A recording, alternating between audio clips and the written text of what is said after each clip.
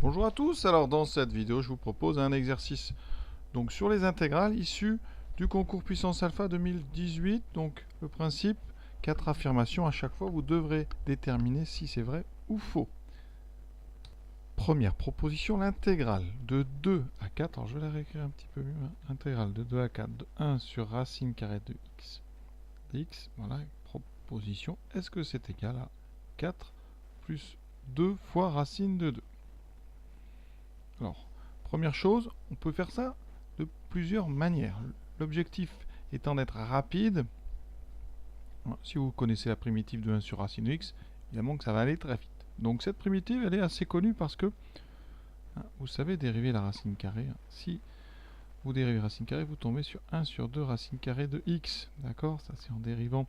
Donc la primitive de 1 sur racine carrée de x, c'est tout simplement que vous avez dérivé la moitié. Pardon, le double de racine carrée. Si ici vous multipliez la fonction racine carrée par 2, sa dérivée sera donc 2 fois plus grande.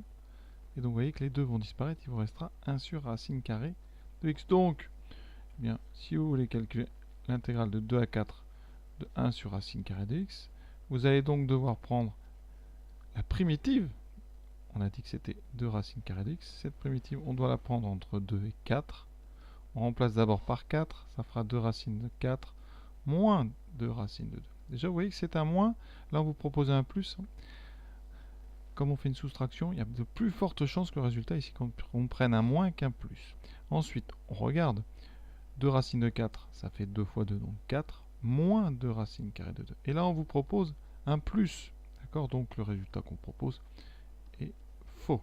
Voilà. Ça, c'est pour ceux qui connaissent bien les primitives. Alors après, quand on n'est pas très fort en primitive, dans ce genre de concours, on peut essayer de regarder un petit peu rapidement en majorant ou en regardant le signe si on ne pouvait pas répondre plus vite. Alors, au niveau du signe, 1 sur racine carrée de x, c'est positif sur 2, 4.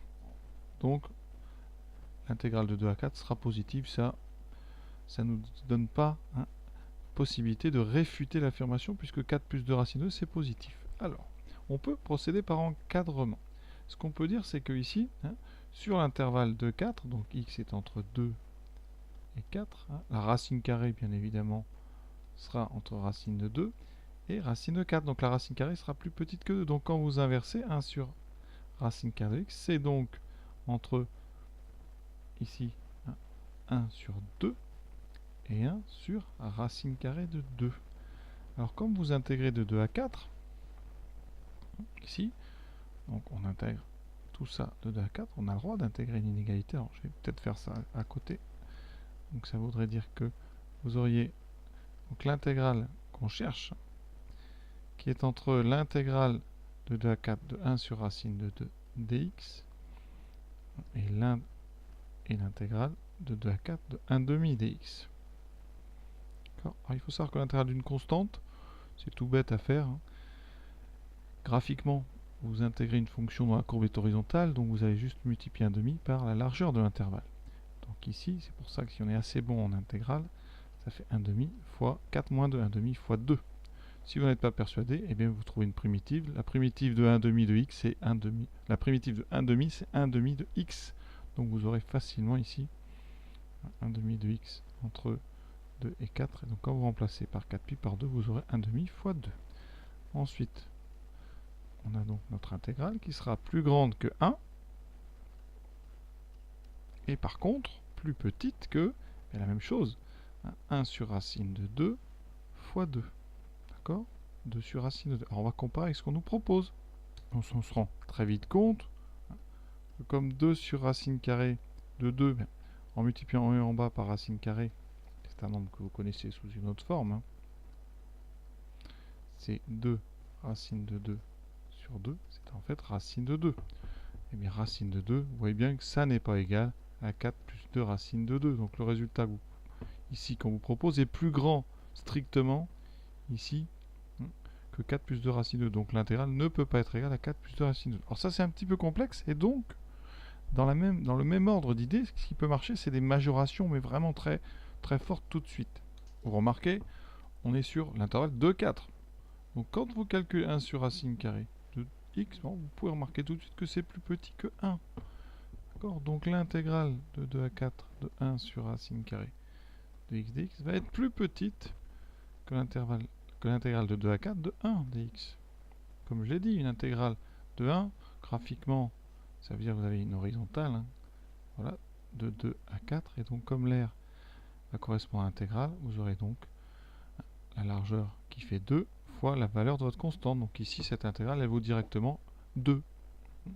Donc ça veut dire que l'intégrale qu'on cherche est plus petite que 2. Et comme 2, ben, c'est plus petit que 4 plus 2 racine de 2, ça veut dire que votre proposition, elle est évidemment fausse. Vous voyez, une majoration qui marche très vite. Donc voilà les méthodes que je vous propose. Je crois que le plus simple pour un élève, c'est quand même de faire le calcul, parce que c'est une primitive qu'il faut connaître. Après, la majoration par 1, ici, elle est plutôt subtile et plutôt très efficace. D'accord? Donc à vous de bien retenir que quand on intègre une constante sur un intervalle AB, ou entre A et B, on trouvera la constante fois la différence entre B et A. Donc ça va vite. Hein. Donc tout à l'heure, on avait l'intégrale de 2 à 4 de 2 dx. Eh bien, vous faites 2 multiplié par 4 moins 2. Ça fera 2 fois 2, 4. Vous voyez, ça va très vite quand on a des constantes. Donc ça, c'est peut-être à retenir. Ici, l'intégrale de 0 à 1 de 2x sur x au carré plus 1 dx. Alors là, cette primitive ici, il vous faut une primitive de 2x sur x carré plus 1. Et cette primitive, vous la connaissez.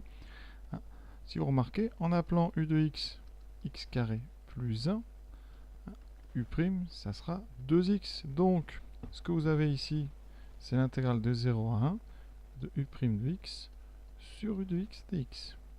Avec un u qui est positif. Strictement. Donc, si vous rappelez le cours, vous savez que quand on dérive ln de u, ça donne u' sur u, avec un u qui est strictement positif. Et bien ça veut dire qu'ici, une primitive simple, ça sera le logarithme de, de u de x, c'est-à-dire de x carré plus 1. Puisqu'en dérivant ln de x carré plus 1, vous tomberez bien sur 2x sur x carré plus 1. Voilà. Et comme x carré plus 1 est positif, votre logarithme est tout à fait défini. Voilà. Et maintenant, on remplace d'abord par 1, ce qui fera ln de 1 au carré plus 1, donc ln de 2, moins la même chose en remplaçant x par 0, il restera moins ln de 1. Et ln de 1, ça vaut 0, il vous reste ln de 2. Donc, cette fois-ci, la propriété, elle est vraie. Maintenant, on vous demande de vérifier si une certaine fonction est une primitive d'une autre. Alors, la fonction, moi je vais l'appeler grand F, c'est x carré moins 2x plus 2 exponentielle x moins 2. Est-ce que ça c'est une primitive de x carré e de x? Eh bien c'est simple, il va falloir dériver. On dérive. Ici vous avez un produit, donc on va dériver en utilisant la formule du produit. Donc rapidement, un produit c'est u'v plus uv'. Ensuite on doit dériver moins 2 qui va donner 0. Donc je vais le mettre ici, mais normalement on ne le met pas. Et là vous aurez donc à mettre donc u'. Alors on va être clair, ça c'est donc u, le e de x sans le moins 2. Hein. Attention, le moins 2 il est après, c'est une soustraction, donc lui on n'en tient pas compte, hein, puisqu'en dérivant il donne 0. Ça fait v. Dans la première parenthèse vous trouverez u', v plus u, v'.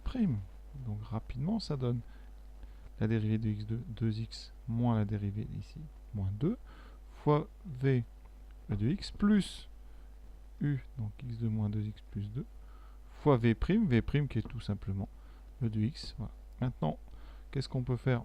On peut factoriser par exponentielle. Qu'est-ce qui reste? 2x moins 2 plus x carré moins 2x plus 2. On regarde ce qui s'annule. Ici, ça disparaît. Ceci s'annule. Il me reste x carré e de x. Donc, la proposition, elle est vraie. Alors, je commence par un f, mais elle est vraie. Elle est vraie. Et ça va être important parce qu'on va s'en servir pour la question suivante. Passons à la dernière question. Alors, la dernière question, il y a plusieurs façons de la faire. Alors, je vais vous en proposer 4, dont 3 à peu près similaires, mais plus ou moins performantes.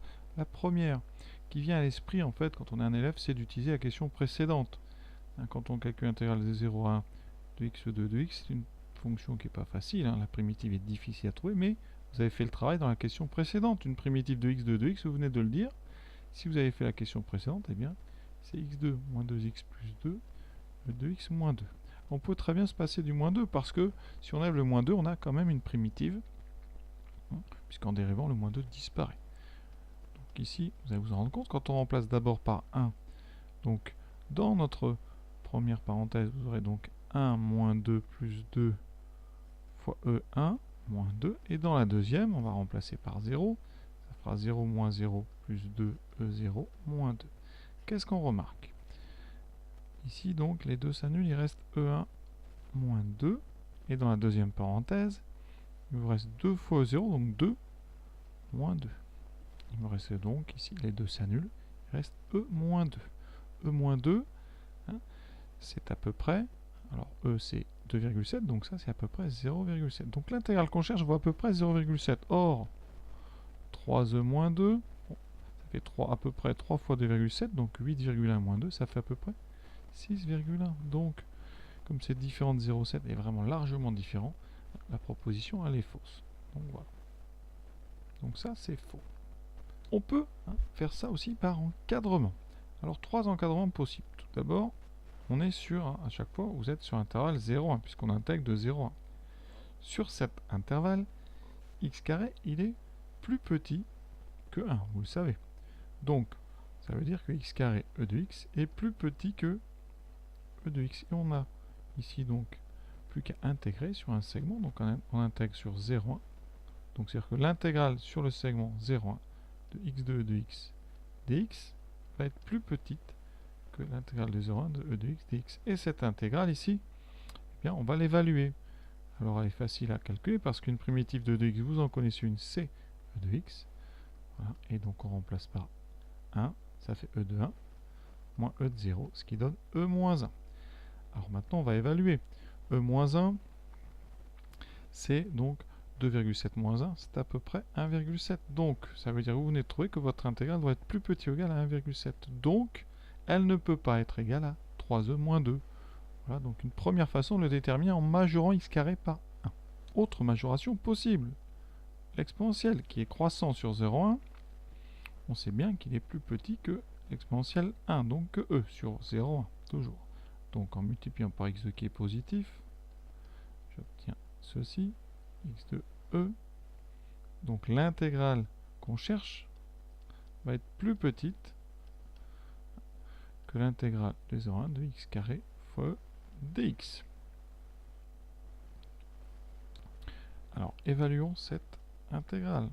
X carré e dx, on peut, e c'est une constante, donc on peut la sortir de l'intégrale par linéarité. Une primitive de x2, vous en connaissez une, c'est x3 sur 3, donc entre 0 et en remplaçant, ça fait donc e multiplié par 1 au cube, donc 1 sur 3, moins 0, donc e sur 3.